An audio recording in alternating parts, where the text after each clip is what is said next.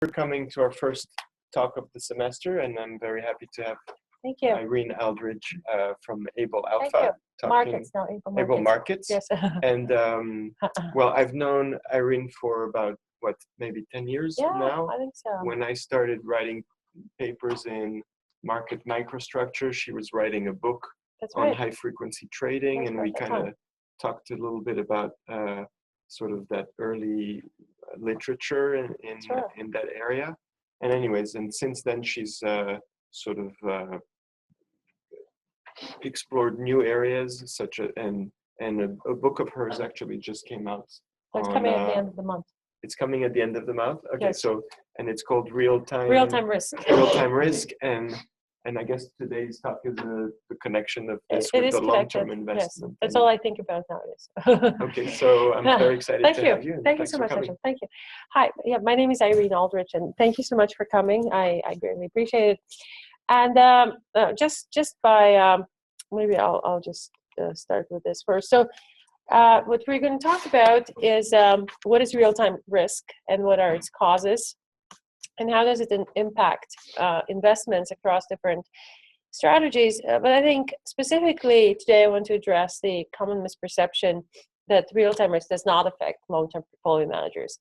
And for example, the other day I was on a panel in Chicago, and there was a gentleman next to me, and he manages $1 billion, and it's a long-only fund. And he said, I don't care about high-frequency trading because it doesn't impact me in any way. I said, well, that's interesting because it's something new, right? Because we've had the last 10 years of long-only portfolio managers campaigning against high-frequency trading because it was really damaging their stuff. He goes, well, they just trade around, and I just hold it for a long time, so there's no harm done, and nobody cares. And he goes, and even if they cause flash crashes, I don't care about it either, because typically at the end of the day, flash crash is over and the price goes back up. So it's all good. So bottom line, what we're going to talk about is it actually does affect the long-term portfolio managers, and we're going to talk about how.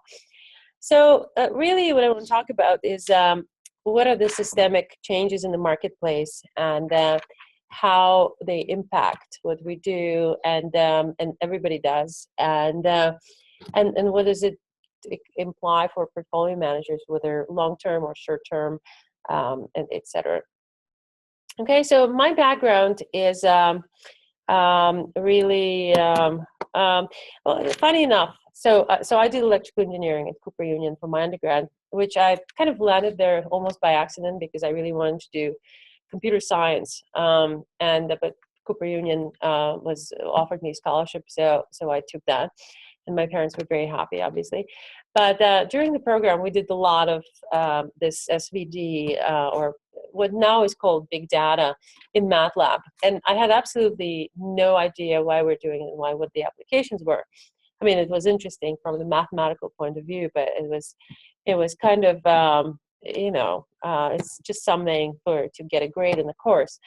And now it's all the rage, to the point that a friend of mine who just stopped being a high-frequency trader, and he deploys the same techniques now from this space, and also from high-frequency trading in the advertising space in California. And it's like a huge demand for this kind of very sophisticated, not just SVD, but very sophisticated analytics that people are just lapping it up, and it's really becoming commonplace. So anyway, so after Cooper Union, at the same time, I was working a lot in software development, and later software architecture. And I had my own .com back in '99, where we did software security. And later I moved into risk. I also was at grad school at Columbia in financial engineering department at IUR. And I did an MBA at INSEAD, and I came back. And I was in grad school doing finance. And I was also doing a lot of consulting in risk management. It was after the 2000 crisis, so risk management was very hot. And so I ended up on the loan pricing desk as a quant, and I actually had the team several people where we were pricing loans. And even then, we already had SaaS. It was a pretty sophisticated operation in that sense. But a lot of stuff we had to do, we had to still negotiate with human people, human loan pricers, and they had the scorecard, and they would only give 10% to the quants, like of the total value of the loan, of the credit rating, and it was commercial loans. So we would it was valuing the company's creditworthiness, and they had a scorecard in which only 10% was input from quants, and 40% was input from the loan assessor's personal judgment, personal feel about how this, based on his interactions with the CEO and management of the company, how they're going to perform. So of course, this has changed dramatically now, and we have companies that are quantitatively pricing loans in like microseconds, right? When you just fill out the application, and there's a big fintech space in that, that's all people do based on Roger Altman's models and stuff like that.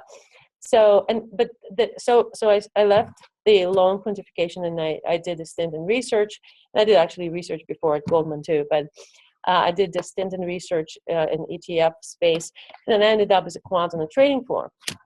And there, I was very surprised because nobody even had SaaS at the time.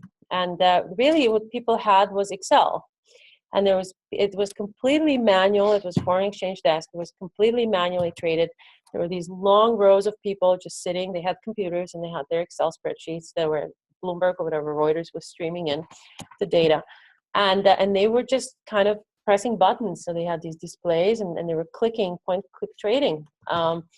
And in many cases, they were losing money, right? But in one extreme case, there was a lady who was in charge of trading Australian dollar, and she was so superstitious about her trading, like she would only walk in through the side door, through a very specific side door onto the trading floor, because she believed if she walked through any other door on the floor, she would have a losing day.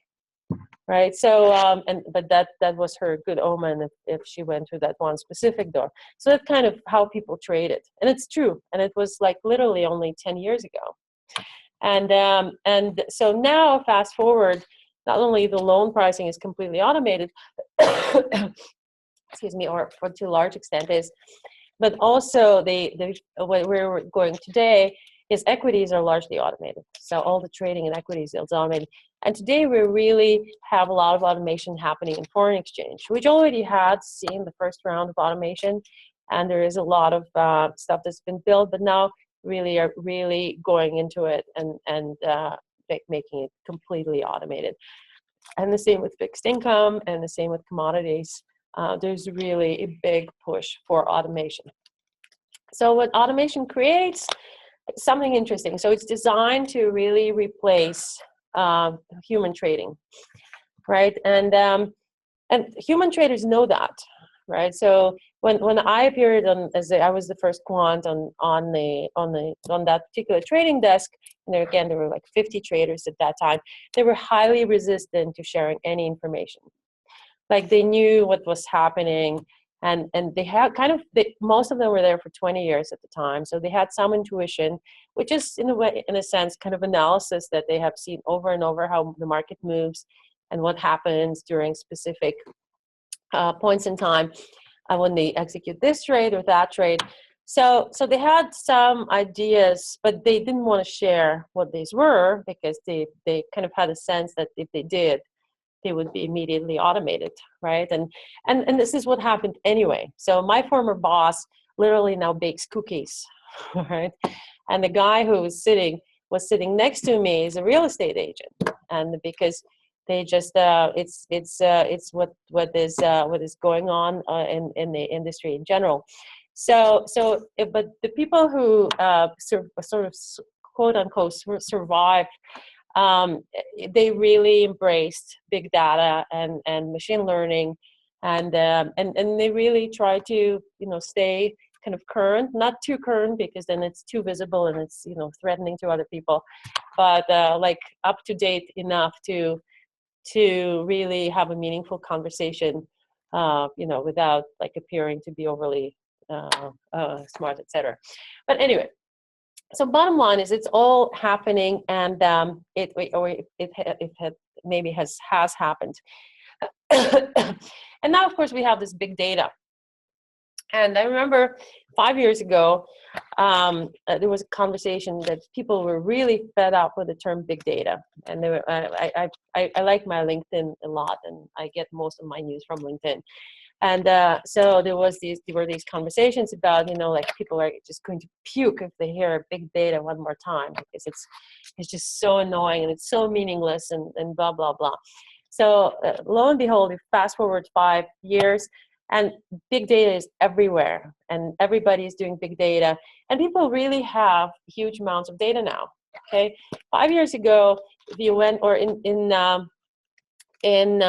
it was 2007, so maybe 10 years ago now, we were talking with one of the big banks, and they didn't have any data on commodities besides the 21 days that was required by the regulators. Actually, it was not even 2007. It was like 2009. But anyway, so that's all the data people had, right? So they had just 21 days of data, and they couldn't build any models. They couldn't really do anything with this data, except maybe some toy kind of things and here and there.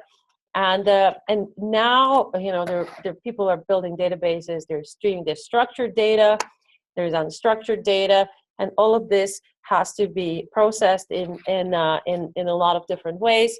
Now, one of the most interesting applications is a lot of the people who are working with data today, or who are managing teams working with the data, they are trained on daily data, on small data sets with daily data. Okay, so now they're surrounded by this huge amount of data, and one of the interesting and growing opportunities everywhere across Wall Street is really taking those giant heaps of data and converting them into small data, so the experienced researchers who are used to smaller sets of data can actually make a meaning out of it. And this is where we come to SVD. So it was a long story, but SVD is singular value decomposition. It's basically principal component analysis, and it's a fun kind of thing. It evolved in many different ways, but it used a lot in digital imaging, et cetera, et cetera. So, and we're going to apply it to portfolio allocations. So portfolio allocations also is one of those industries that's on the brink of being automated.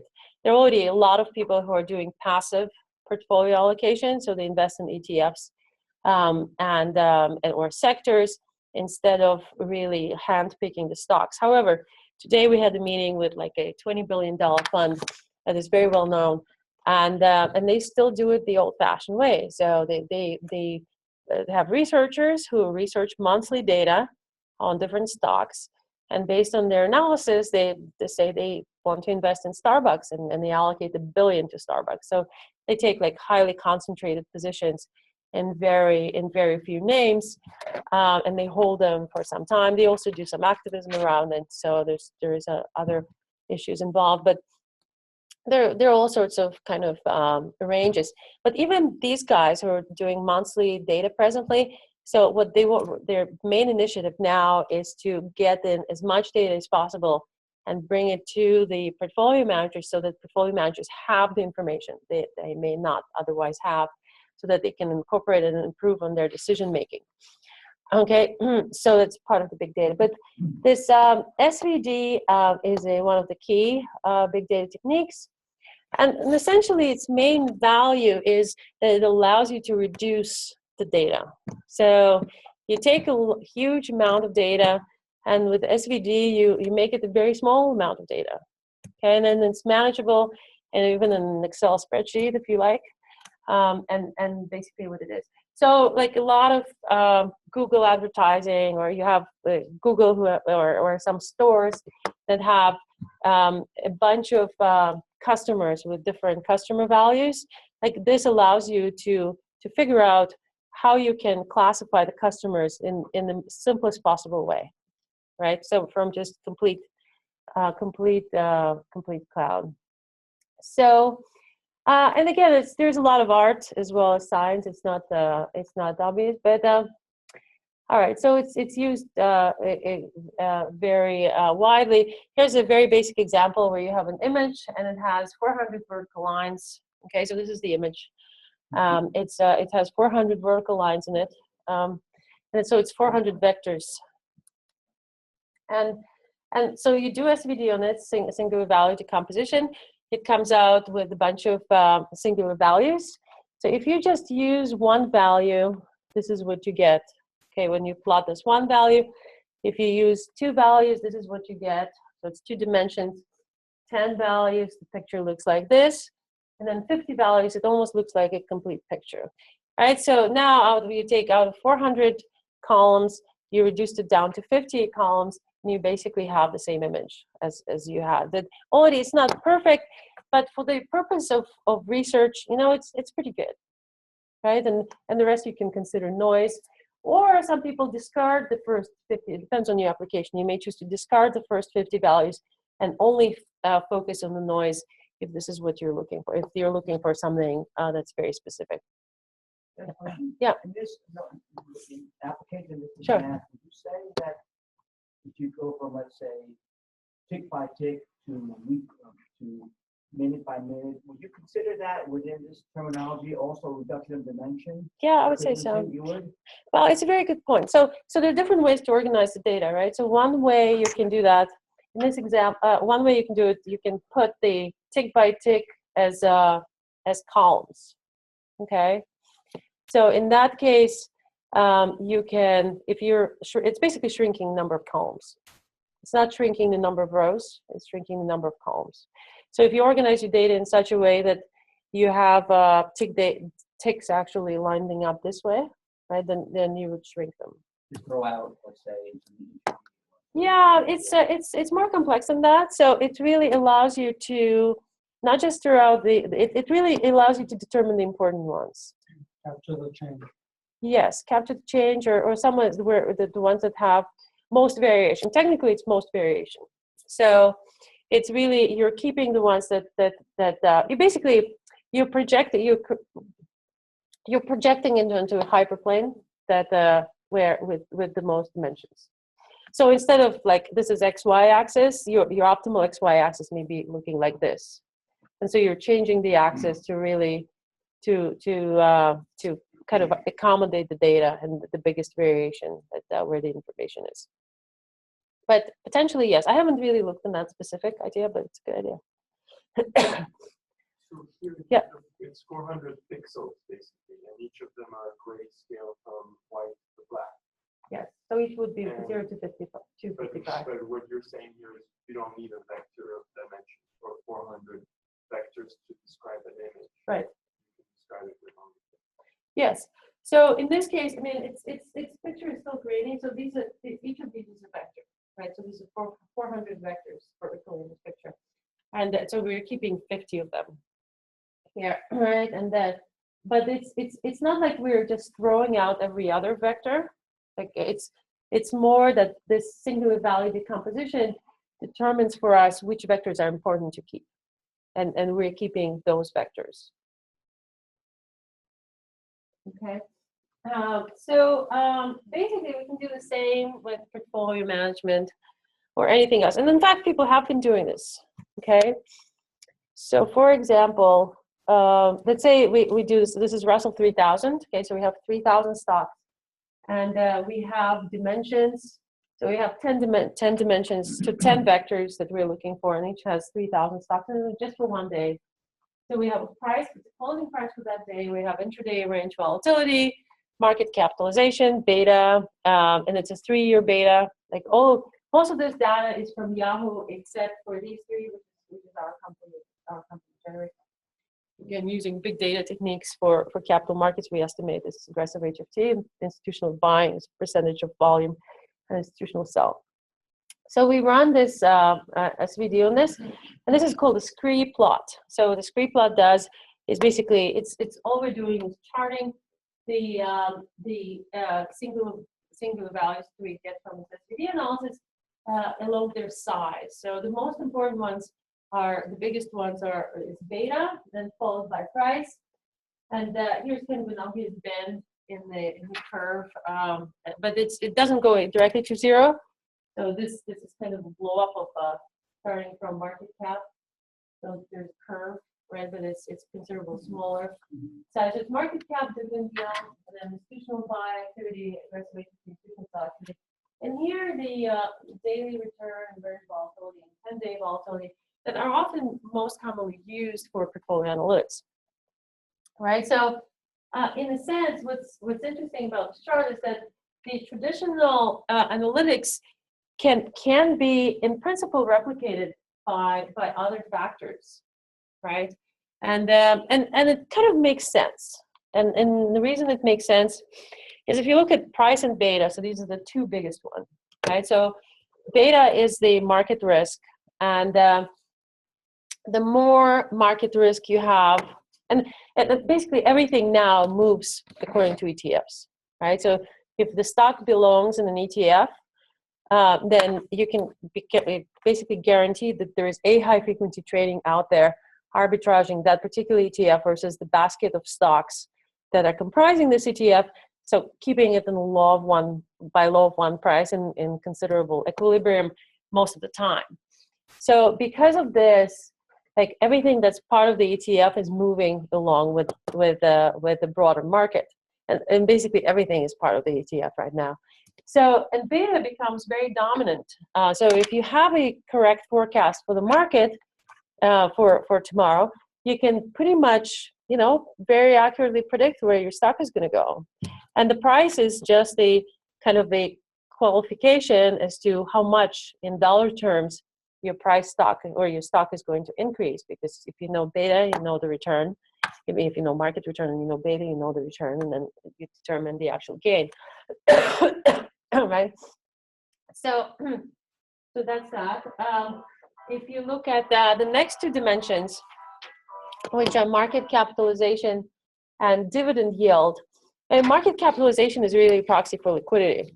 So you have it's how much you can buy or sell, right? How many players out there with holding your stuff are there? And dividend yield is also part of the return. So in themselves, they're kind of also qualifications for return. Interestingly enough, this is what Barra sells, right? So Barra, MSCI Barra, they run the singular value decomposition on equities, and they basically the market capitalization, dividend yield, and a bunch of other macro factors are part of that framework that is used to with the variance covariance matrix to really by portfolio managers. Okay, so it's already out there. It's people are buying this and paying a lot of money for it too. And this is something that we provide. So it's institutional activity and aggressive HFT. The way we estimate it, again, we're using big data on tick data, and we're looking for specific patterns. And for example, the institutional buy, most of the institutional activity today is traded via several algorithms, right? In which VWAP and TWAP are probably the most prominent. VWAP in equities and TWAP elsewhere. And they actually, when you look at the order flow with your eye, and it's everything is broken down. So you don't want to put a large order out there because everything else is very small now, right? So all the orders are now like 100 shares and stuff. And so if you put the 1,000 share order, it's going to be very visible. And of course, because you're putting money into that order, it's a very credible signal to other market participants, because they think, okay, this guy really believes it because he's putting all this cash into it. So everybody's going to pounce and essentially go up to your order.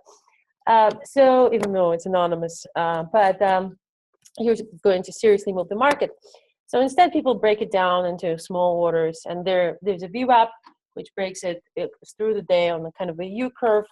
It's volume weighted average price, and TWAP is which basically breaks it into even slices. But regardless, it's from the this big data techniques, and it's very visible to the machine eye. So it's not necessarily visible to people, because all you see is a bunch of 100-share orders back and forth. But essentially, you can reverse engineer it. An aggressive HFT is a subset of strategies that executes using aggressive orders. So it's either market orders, so it's you take liquidity taking orders, and you cross the spread, or close to market limit orders. So if it's an aggressive limit order, and it's basically guaranteed or near guaranteed to execute, it can also be comprised. It also consists of being high frequency trading. It can be both short-term alpha. It's always short-term because high frequency trading, but it can be alpha driven, in which case there's some information or idea that is, or usually it's algorithmic, obviously. It's not the person's idea, but the algorithm detects something and they accumulate a little bit more position than usual, or it can be stat arb when it balances off very quickly, in which case it's very balanced. So the bottom line is these strategies, because they're aggressive, they erode liquidity, right? So the opposite is a passive HFT, which is purely limit orders, like market making, which naturally supply limit orders, right? And some people claim that this passive HFT is flaky and blah, blah, but bottom line is markets are anonymous, so you don't know who is HFT, who is non-HFT. And if your order arrives and the HFT's order is the best order out there, you're going to be filled with that particular order, right? So the HFTs don't have the ability to say, oh, I don't want to fill this guy. Like my limit order is there, it's all of a sudden best price. I'm not gonna fill this person. Like if it's there and it's best price and the market order is arriving, you know, it's going to be filled. So it's not truly flaky. It's actually just regular. But the order cancellations are largely free. So there are a lot of obviously order cancellations going on, not just by high frequency traders, but also by execution desks, right, who hold priority for their customers, and then perhaps they take the orders out if the customer doesn't arrive. So anyway, but these guys are eroding liquidity. So they're really, they're taking aggressive positions and they're wiping out liquidity on the other side. Usually takes about 20 minutes for liquidity to naturally replenish, unless there's another event where there's a significant kind of imbalance, in which case they wipe it out again. But in itself, this kind of wipe out of liquidity, it increases the spreads, right? So there's a larger bid-ask bounce. And as a result, there is a risk contribution. So at the end of the day, you will have a higher risk. If you're estimating using realized volatility especially, you will have a higher number, right, for volatility than you would have if high-frequency traders were not present, these particular high-frequency traders.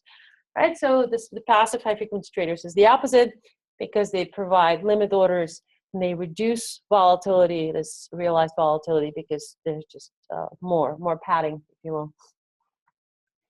And institutional activity, as you said, is really value-weighted average price, or TWAP, which is time-weighted average price, and now it's going mainstream pretty much everywhere. Right? The reason time-weighted average price still used is in some markets like foreign exchange, you may or may not be able to get the actual volume.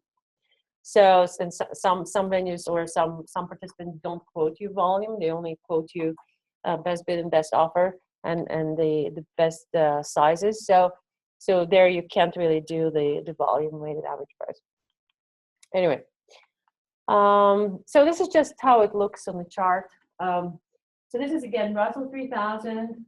On this dimension is increasing beta.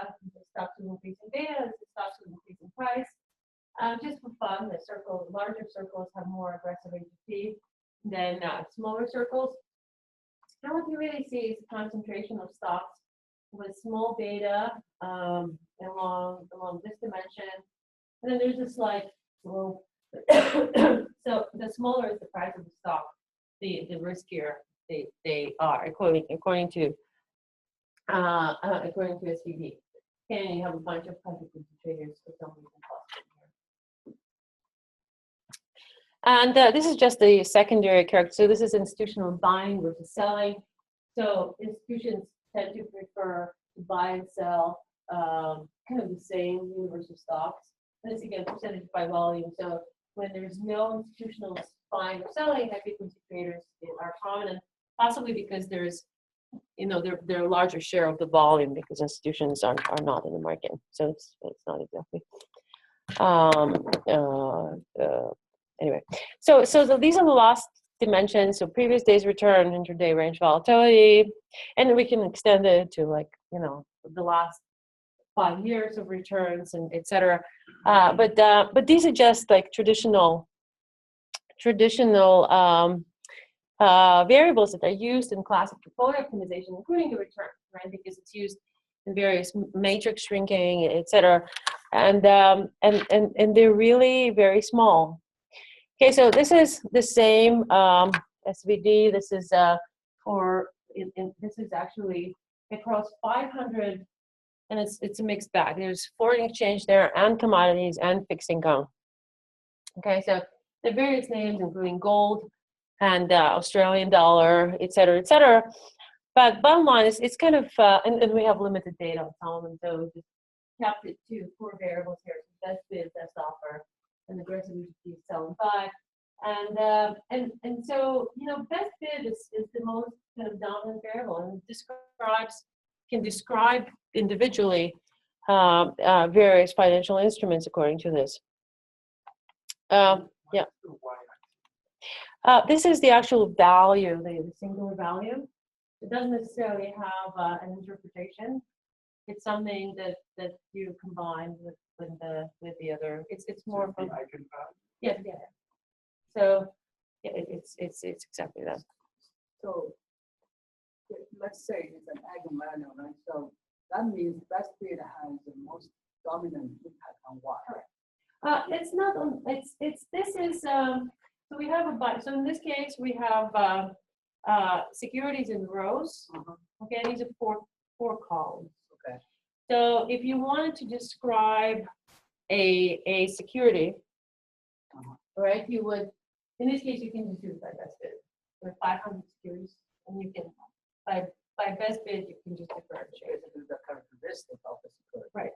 So this is the most dominant characteristic of the security. Okay. But they're you know, you can put yes, go ahead, put it differently. Yeah, so in this case, we don't have the volume. We just don't have the volume data, right? But yes, so definitely. I mean, in a sense, here, I mean, market cap kind of proxies for volume, but not really. But it's certainly something that you can do. I mean, there's so many ways you can really slice and dice this data, and it's not many people have really like done extensive, even like, you know, it's not widely kind of established, right?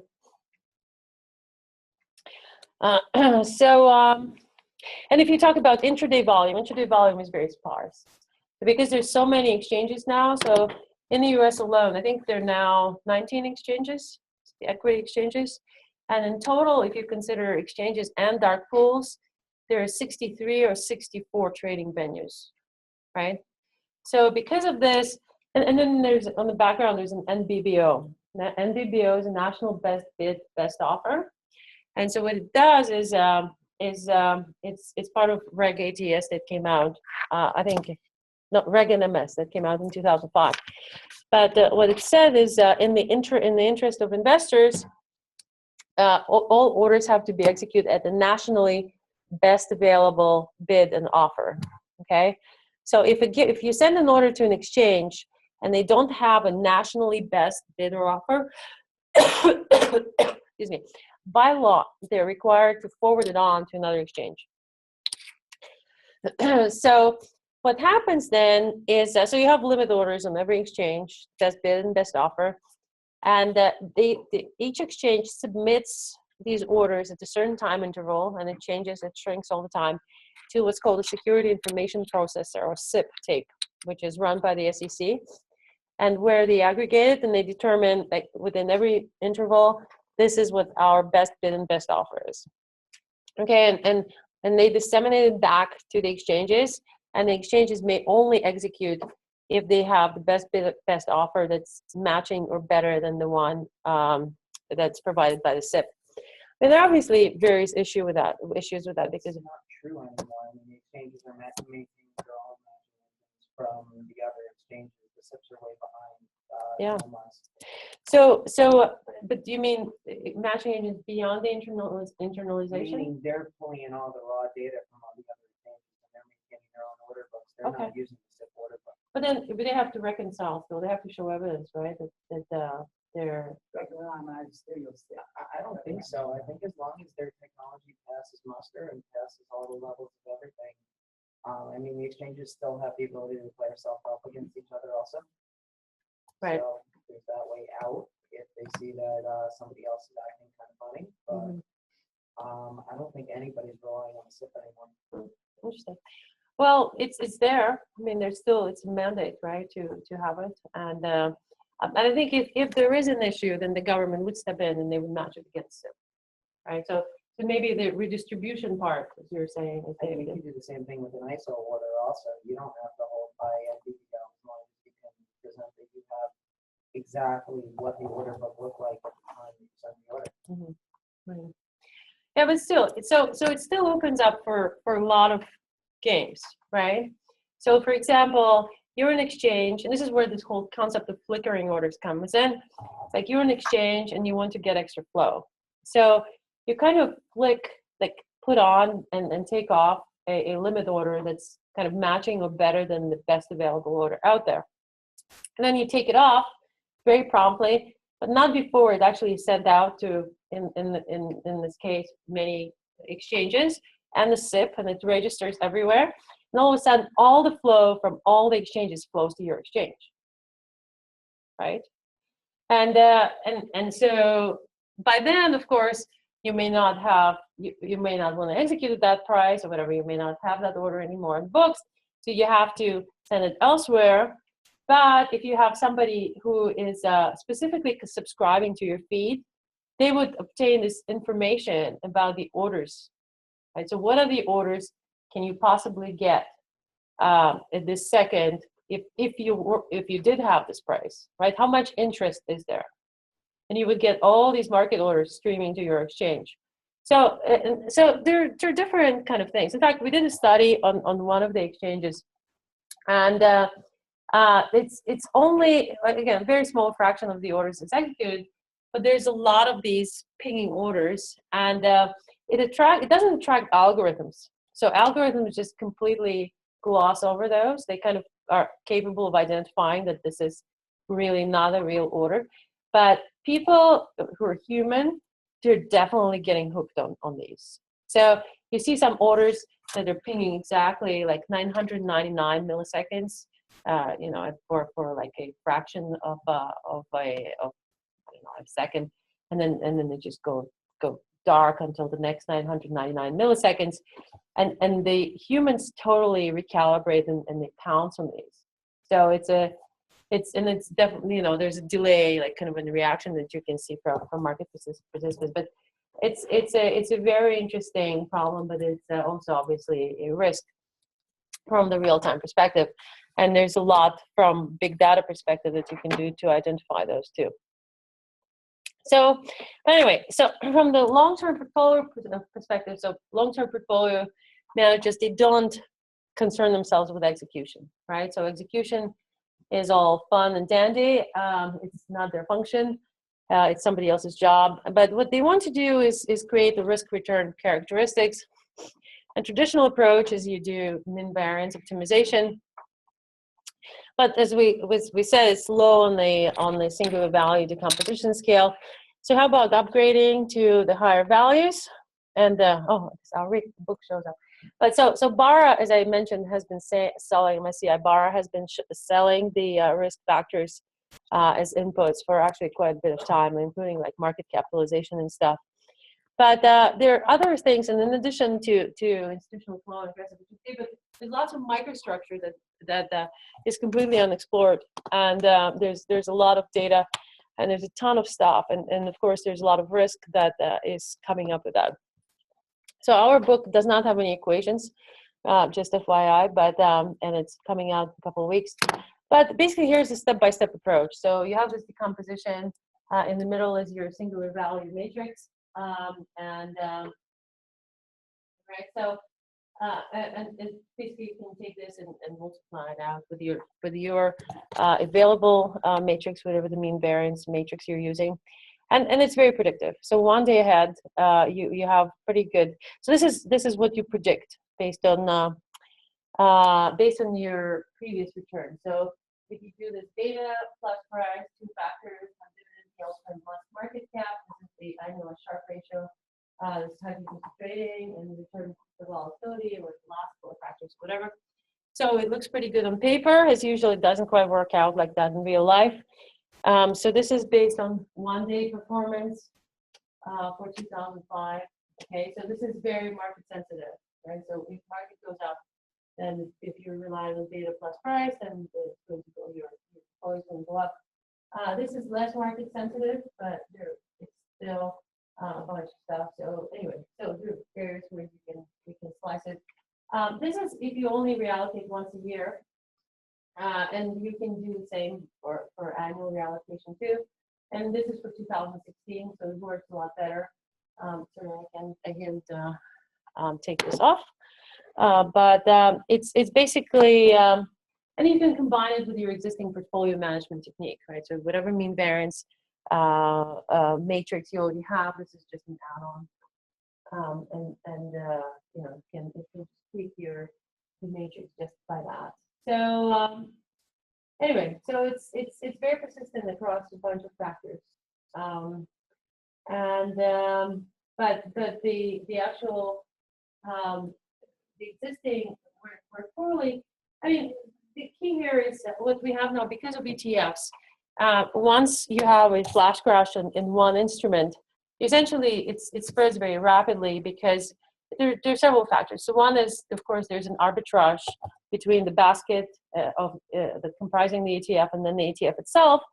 But second, even if you have a large institution that's holding a large position in something, and there's a crash, and they're not sure if it's a flash crash or if it's not a flash crash, then instead of selling that particular security, then they may choose to sell something that's similar, right? So they may choose to actually sell that ETF itself, and especially if it's more liquid, and just liquidate the entire position or whatever the amount, right? And then gradually rebalance it with the original stock that they wanted to sell.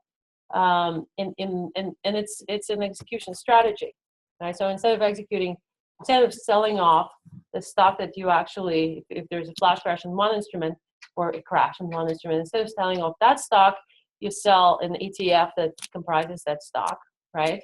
And then you gradually balance out the ETF versus the stock. The stock may be not so liquid in the first place. So because of that, there's like, so as soon as something happens to one stock, the entire market just tanks, right? And so all of the factors, the daily factors, they really have trouble with this, like the beta, etc., because they're heavily dependent on the market, and it's a problem. I mean, it works, but it only works great when the market as a whole is going up. So if the market is going down, it doesn't work so great. Now the microstructure, on the other hand, it's a completely different. It's independent of the larger market movements. Like even if you look at the correlations, intraday correlations, right? They don't exist. They break down. It's the Epps effect because they're so liquidity dependent that the larger kind of daily portfolio optimization does not apply here at all. So it's a very different. If you look at microstructure, it's a very different portfolio input, and it's in a way it's immune from larger market movements. And so yes, so there's a real impact, and for many different things that we talked about. And you can improve returns and Sharpe ratios, etc. And obviously we have a book that again has no equations in it, but it's kind of an overview of where the market has evolved and what fintech companies are there doing what and stuff like that. Okay, so this is the end. Thank you very much. Any questions? Yes. I know you have the other chart about the up there that showed kind of how HFTs tend to have more impact than lower price stocks. Yeah. Have you found anything kind of like day on day autocorrelation wise where that HFTs tend to trade the same stocks over and over again? Absolutely. Absolutely. So yes, that's a very good point. I'm glad you brought it up. So the reason why high frequency trading is persistent and then why it's a valuable impact into these long-term portfolio models, even the annual, even annual reallocation, is because high frequency traders are basically they're computers, right? That they're assigned a certain dollar amount to trade every day. And this dollar amount typically does not go from like $1 million to 0 in one day. So it's typically scaled, or like larger amount. So it's typically scaled up or down gradually.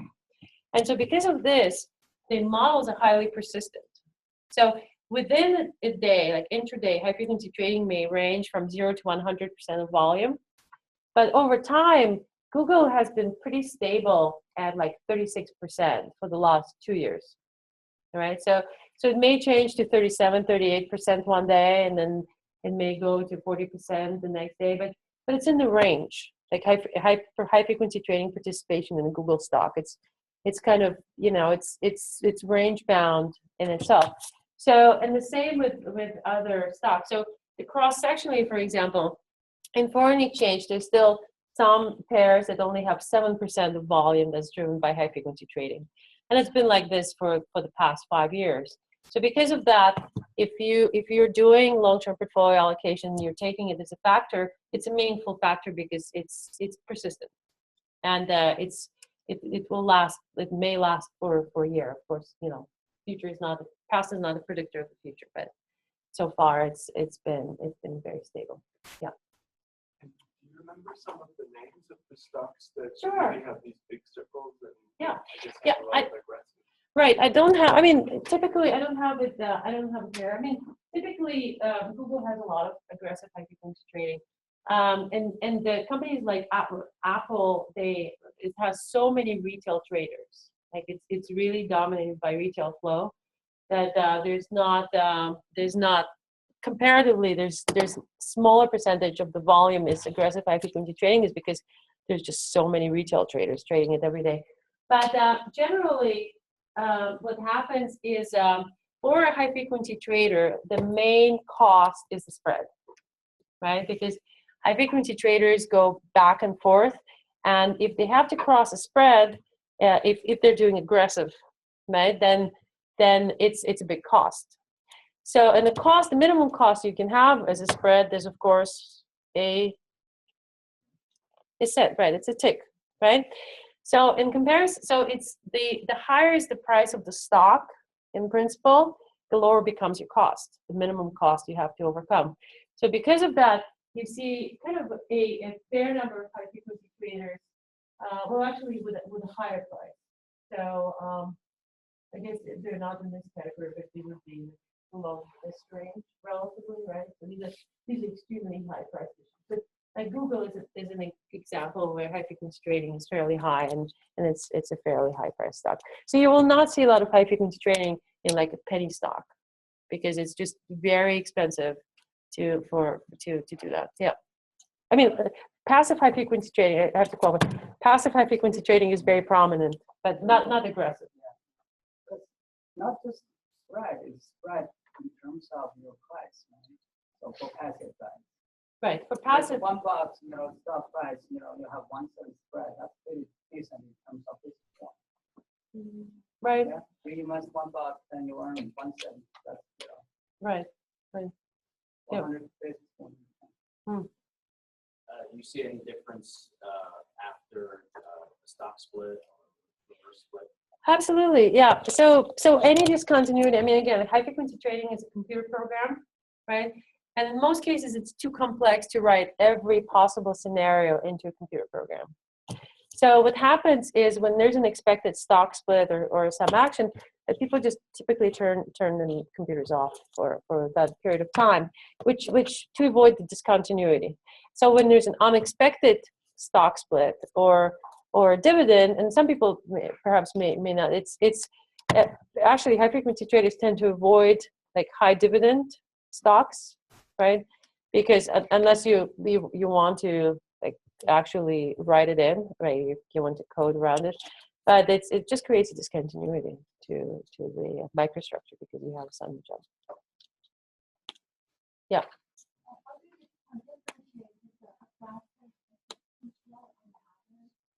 Yeah, so aggressive is the one that use market orders or aggressive limit orders. So these are limit orders that are very close to the market price. Versus passive are the ones that use limit orders that are spread out throughout the limit order book.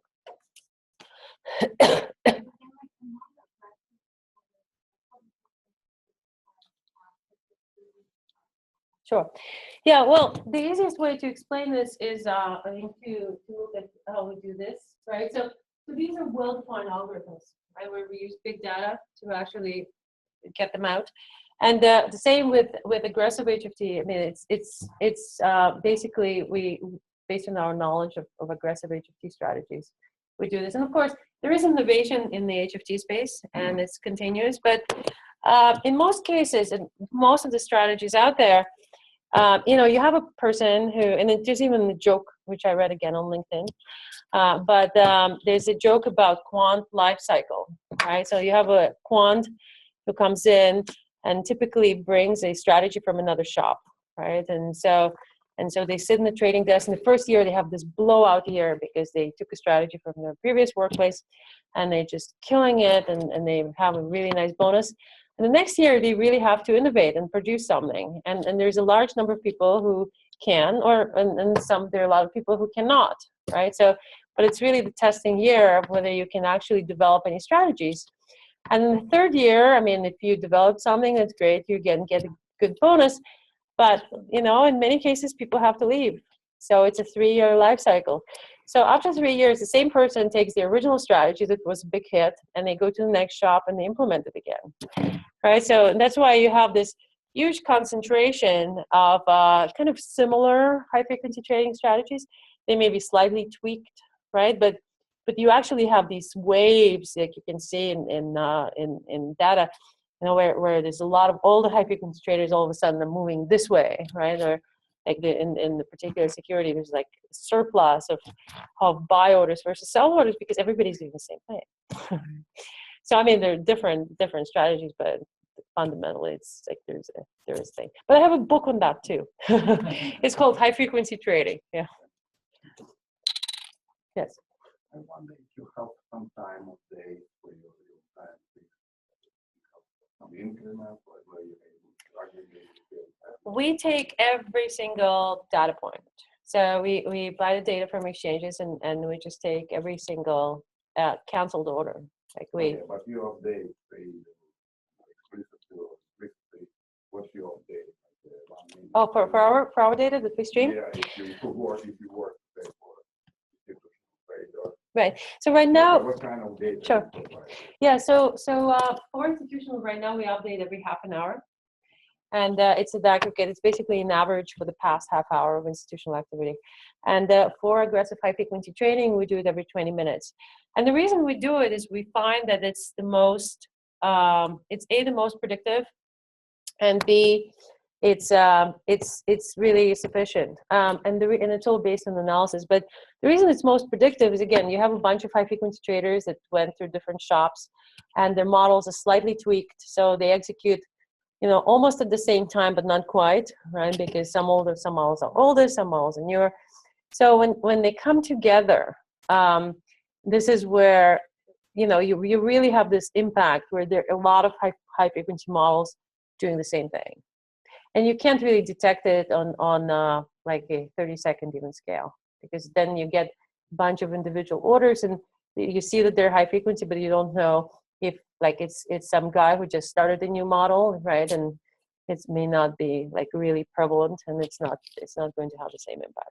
And that was your interview, and you have to defend the trading against some. Oh boy, it was a long time ago. I wonder if something changes.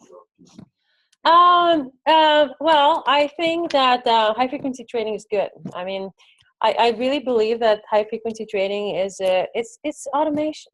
It's really it's not a lot of people like, used to believe it's malicious and blah, blah, blah, but it's not. I mean, it's you take people, and unfortunately, automation is coming everywhere, right? So we're talking about basically any aspect of your life. You have driverless cars. You have, well, it's true. You have, like, you name it, right? So I'm really struggling, but you have like these robots that cleaning the floors. You have, now complete home automation where, can turn, like we turned the heater in the house from New York City, right? Our house is out on Long Island. So it's it's all of this stuff. It's out there.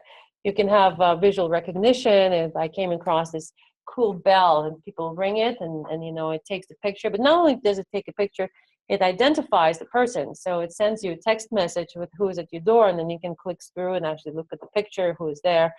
And so there is all this cool stuff that people are working on. And it's really boils down to, it's either you're doing this and then it's big data, but it's either you're doing automation or really people are going to live in virtual reality, right? So, because I don't know what else is there to do, right? I mean, I'm sorry, I'm part of me is cynical, but I think it's a very realistic scenario. And having tried virtual reality recently, which again is a lot of automation, and it's very complex, and there's a lot of definitely big data analytics going on in that. It's really something else. So yeah. And go back to the Sure. Which one? Freefall? Yeah. I'm just thinking of that. So like those components should be independent of each other. So They are. each one should be a combination of the factors. So how can I say the first one is data, the second one is By elimination. Right, so you try just using beta, and they're so stable. These components are extremely stable. They literally, the value doesn't change if you just have one vector thing.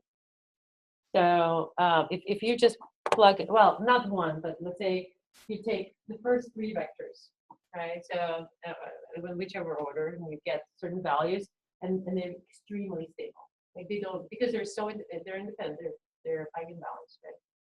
So they're completely orthogonal. And by elimination, you can, I mean, there's some software packages that actually give you the names of the vectors, but in many cases, you can just figure it out by trying different vectors and see what comes out. Yeah. It's weird that, like if I looked at a pair of stocks, right, and I simply said, look at daily changes, this sound very naive.